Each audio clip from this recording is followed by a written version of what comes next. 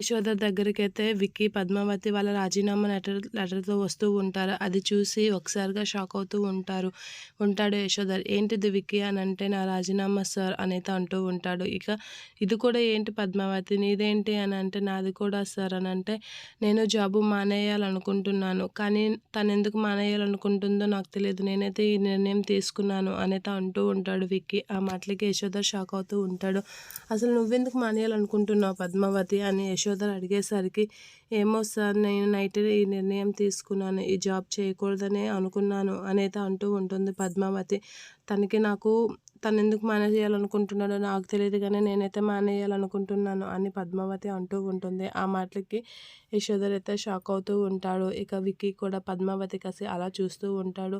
అయినా మీ ఇద్దరు ఒకసారిగా ఎందుకు జాబ్ మానేయాలనుకుంటున్నారు అని యశోధర్ అయితే వాళ్ళిద్దరు కలిసి అలా చూస్తూ ఉంటాడు. ఇక వాళ్ళు కూడా యశోధర్ కసి అలా చూస్తూ షాక్ అవుతూ ఉంటారు.